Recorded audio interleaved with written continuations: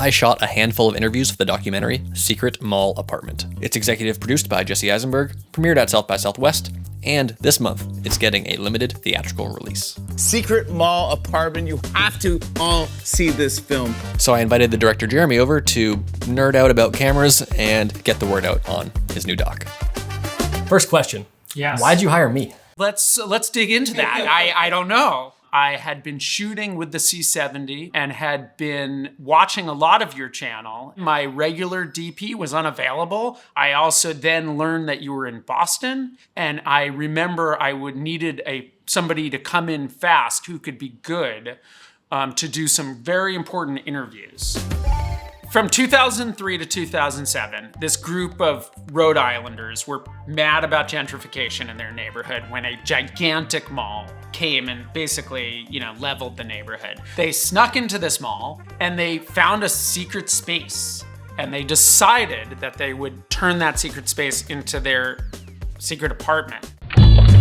It seemed like a very absurd fantasy and perhaps a great challenge.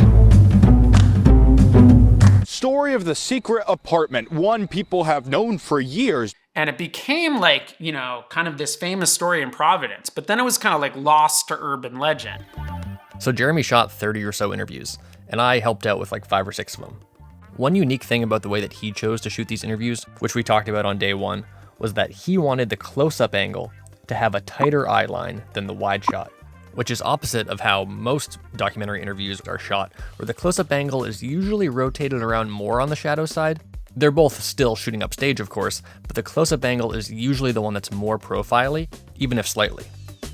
I sort of am starting to get allergic to that look. It's lovely, it's fine, it works in millions of documentaries, but I don't really like doing that. So your tighter shot has a tighter eye line versus the wide shot, which has a little bit of a wider eye line. So when we punch in tighter, it's more intimate, a little bit more in line with how narrative films are doing, mediums and tights. Interesting, yeah. Yeah. I'm always interested when I do interviews for documentary in seeing the space, seeing the world that somebody lives in, and using that to the advantage of the storytelling. I mean, for me, when I think about the few days we spent shooting, the only thing I think about is Brian Chippendale, having him sit on his drum throne. Like, It couldn't be more perfect. And also, there was a little bit of natural light in that space too. So we had little pockets of natural light coming in. I think he had some overhead lights that we also, I don't think we left all of them on, but we left some in the background on. So we had some nice highlights from the internal lights, some highlights from the natural light coming in, and then just all the color from his space. What's also really gratifying for a viewer is oh wow, this person comes in for one line and it's a beautiful shot.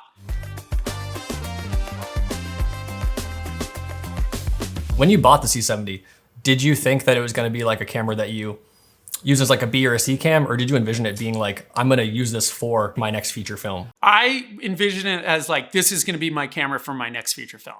Most of my movies prior to Secret Mall Apartment have been more ride-alongs, verite documentaries where you're kind of with the subject. So I'm always looking for cameras that I could go handheld or on a camera cushion, like a Cinesaddle, or I have my own version of that now for 6, 7, 8 hours a day. Yeah, I've never used the Cinesaddle, but I kind of did a DIY version of that where I just had a crossbody. If I wasn't intentionally shooting things, it was resting there and I could hit pre-record. You could multitask. So you're okay, I got my camera here, but I need to also deal with something else. I could take both hands off if I laughed a little bit. I do that. And sometimes on a lot of these documentaries, they're very guerrilla, even ones where I have budget. So I'm also having to deal with sound, having to deal with lavs. Often I have a sound person, but then there's other times when I'm having to also figure out lavs. So if I've got the C70 and it's sitting on a Cinesaddle, I could literally also adjust lavs at the same time. I have considered an EasyRig on multiple jobs, and I have never really made the effort to really go with an EasyRig. How's the EasyRig? I'm kind of two minds about it. Yeah. I was on a shoot that was it was a corporate shoot, interviews and B-roll, shooting on location at these tree nurseries. And the director wanted EasyRigs. He wanted a handheld look and it was gonna be long days. So we rented an EasyRig and I loved it. I really loved it on that couple days we were shooting. So when I got home, I bought one. It was $2,000 because I looked at the rental prices and I'm like a sweaty back cushion is the thing I want to rent least to use. Like I want my own sweaty back cushion. That was probably 2 years ago. I've probably used it 6 times, maybe 8 times, probably not 10. It's actually decently shakier than a shoulder rig and I assume a Cinesaddle because that string is really not stabilized. Yeah, it's taking all the weight off, but it's not really stable. So I often pair the EasyRig with a stabilized lens. Okay. It gives a handheld feel, but not jittery. I recently shot something a couple weeks ago for a musician friend of mine on anamorphic lenses, obviously not stabilized. Sure. And the jitters walking around on the EasyRig, because we were doing like a one take style thing where I was moving in and out of close up to wide shot within the song.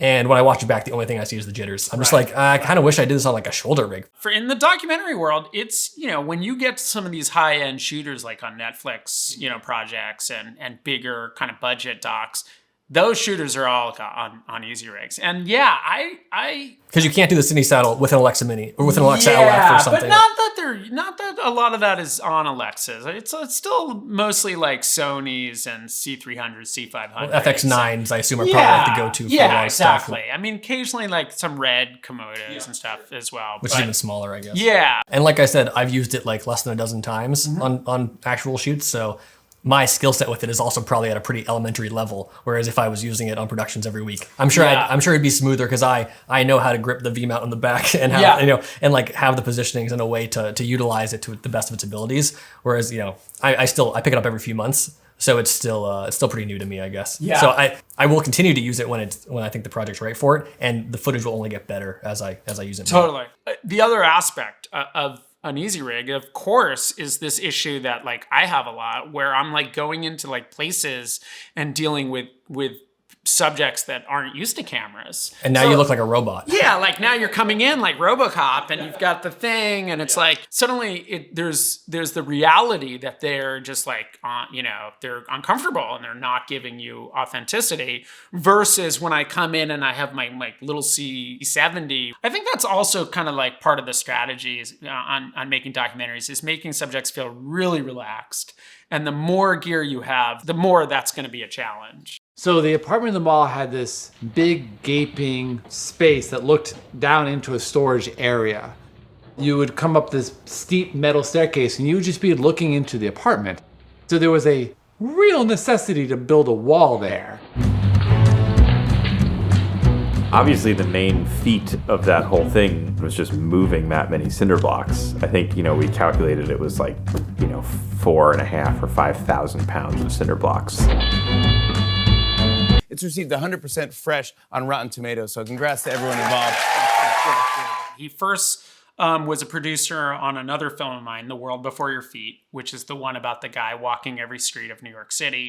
It's like one of these things, like I thought Jeremy struck, had lightning in a bottle because this movie was so amazing. It turns out that he just is very talented because he's now done it again and again. And so this new movie, which is also like a lightning in the bottle thing, you watch this movie and think, wow, I bet this just is the complete luck of this filmmaker that he had this footage, that he has access to the story, but it's really just Jeremy being very talented. I feel really honored and privileged because, he has like this, incredible stardust around him, especially now. And he is still really, okay, I'm going to support this quirky, unique documentary that he doesn't have to. He has no reason to, other than he wants people just to see cool movies. Yeah. I'll do my part to my audience, but I think Jesse has a slightly bigger pool of fans. Jesse doesn't have as many thousands of YouTube followers. Yeah, exactly. So we're all doing what we can in our own avenues. It's done very well at film festivals, and we are releasing it with our own team. We turned down offers from some distributors, and we are deciding to release it on our own in a lot of theaters, and it's coming out March 21st in New York at the IFC Center. We're in a lot of Alamo draft houses. I'll put them all up on the screen. Oh, awesome. Yeah, put them up there. And we're going to be just in a lot of screens, and hopefully people will, come out to the theater. I've seen it a few times now. You sent me a rough cut, and then I went down the street to see it at a film festival. And I would encourage anyone to see it in theaters, obviously, but specifically because it's hilarious. And seeing funny docs in theaters personally is something I really enjoy. That's my praises to the film. I had nothing to do with the story. I just helped set up some lights and do a second camera angle. I would like to think that, this is a very funny documentary. It's literally ridiculous. It's bonkers. So, the movie's kind of aware of that and it kind of embraces that. They are funny people. Yeah, it's a combination of your characters are funny, but also just your editing, the timing. Thanks. Like there are just so many just like huge laugh pops. Yes. With hard cuts that you crafted. Yes, it's both buckets. Thanks for stopping by my place to chat about the film. So fun. Yeah, I'm a longtime viewer, a collaborator, and now I'm an interview subject. That's very exciting. I look forward to working on the next one if you'll have me back. Of course. And go see the movie. Such a magic thing to take a space from the mall. I rewatched it last night at the gym on 2x speed, Nice. and to refresh myself. I was finding a little place to prop it up while I was getting the pump on. Perfect. That's where we always hope people would watch it.